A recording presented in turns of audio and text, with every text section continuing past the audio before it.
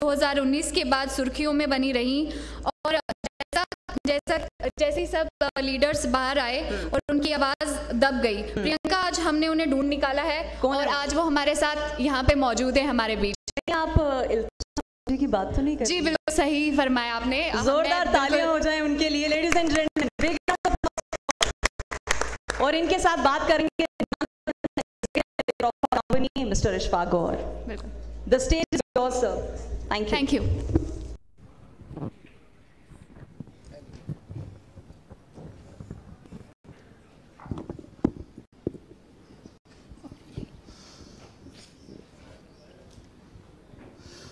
बहुत बहुत शुक्रिया इल्तिजा मुफ्ती साहब ज्वाइन करने के लिए, इनविटेशन को लेने के लिए।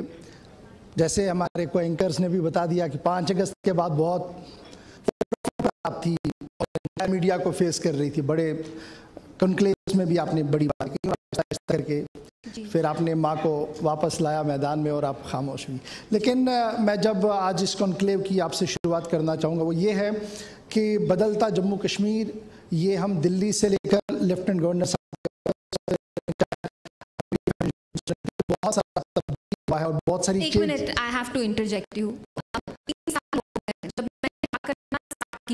तो for the sake of argument, जिसको इंग्लिश में बेनिफिट ऑफ डाउट कहते हैं, अगर आप मुझे तब कहते कि बदलता कश्मीर ये यहाँ के लोगों की बेहतरी के लिए किया जा रहा है, मैं अज्यूम कर लेती 0.1% शायद आप ठीक बोल रहे हैं, बेनिफिट ऑफ डाउट कहते हैं। बट आई थिंक कि यहाँ सब लोगों की कलेक्टिव इंटेलिजेंस, आपकी और मेरी इंटेलिजेंस की तौहीन होगी ये कहना कि एब्रोगेशन ऑफ 370 जो आर्टिकल किया उसकी नीयत अच्छी थी, यहाँ की लोगों की बेहतरी के लिए था, वो बिल्कुल नहीं था।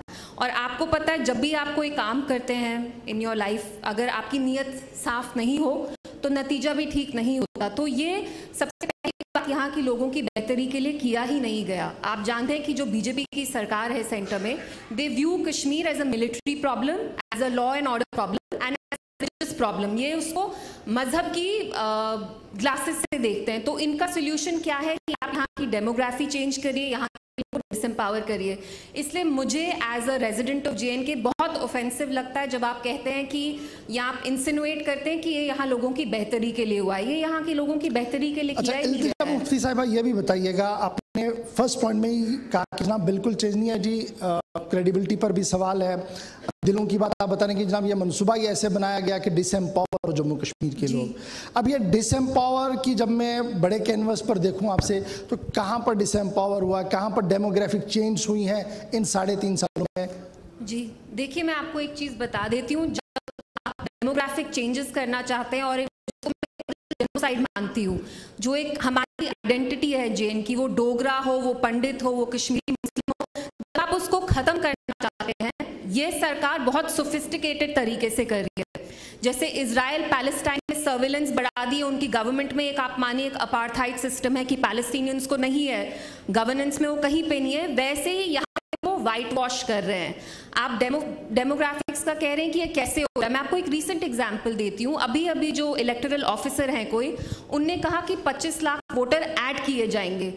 तो किसी और स्टेट में आप मुझे बताइए, हमारा तो स्पेशल स्टेटस था, आप हमारी आइडेंटिटी डाइल्यूट करना चाहते हैं, एनिहिलेट करना चाहते हैं, लेकिन आप उस पर पर्दादारी करना चाहते हैं, लोगों की आंखों पे रुई लगाना चाहते हैं, क्योंकि आप जानते हैं आपका एक ग्लोबल स्टेटस है as a rising power, you don't want to harm that. तो उस पर आप ये पूरा डेवलपमेंट का रूज पर्दा लगा के, ये ना डेवलपमेंट के लिए हो रहा है सिर्फ। जी नहीं, एप्रीहेंशन बिल्कुल नहीं। आप देखिए 2019 से लेकर अब तक हर एक चीज जो ये कर रहे हैं, हमारे जॉब्स हैं, लैंड है, डोमिसाइल है, चेंज किया जा रहा है, जो हमारी सिक्योरिटी। एक एक करके हम बताइए, लैंड में इन 3.5 साल में पंजाब, हरियाणा और अदर स्टेट से कितने लोग आए जिन्होंने यहाँ मकान बनाया? जी बताइए। सबसे पहली बात, क्योंकि आपके पास रिसर्च होगा ना, जब आप इतना कॉन्फिडेंटली बता रहे हैं कि डेमोग्राफिक चेंज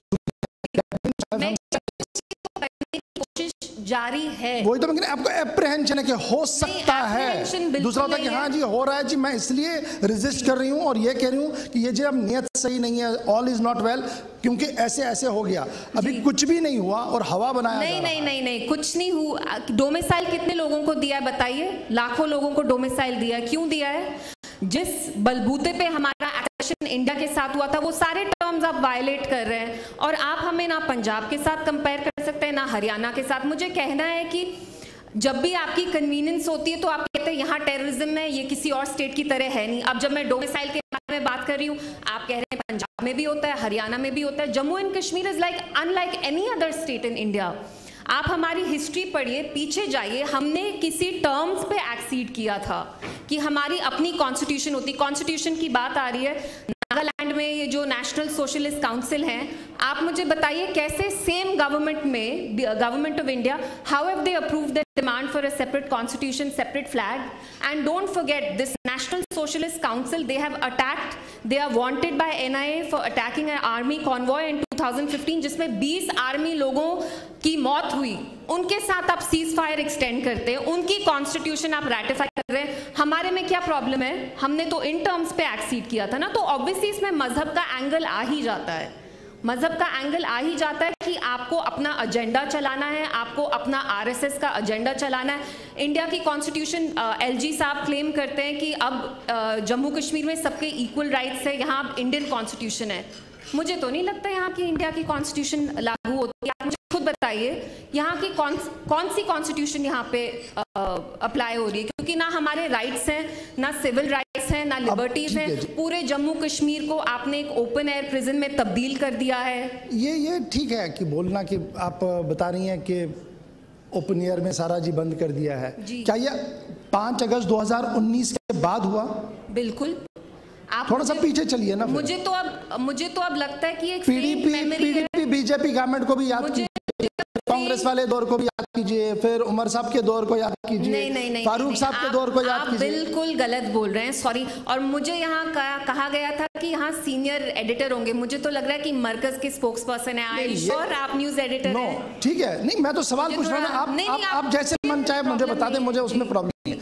मैं सिर्फ जानना चाहता हूँ 5 अगस्त के बाद सिक्योरिटी फोर्सेस इन प्लेस रही या इट वाज बिफोर 90, आफ्टर 90, और 1996 के पास गवर्नमेंट चलाई वो इसी पैटर्न को आगे बढ़ाते गए। आप मुझे एक बात बताइए, 2019 से पहले कब हुआ आप चीफ मिनिस्टर को हाउस अरेस्ट करते? आप मुझे एक बात बताइए, चीफ मिनिस्टर्स की बात छोड़ दीजिए, मुझे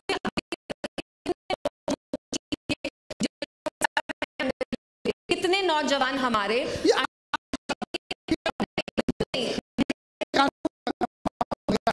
मिसयूज हो रहा है सुप्रीम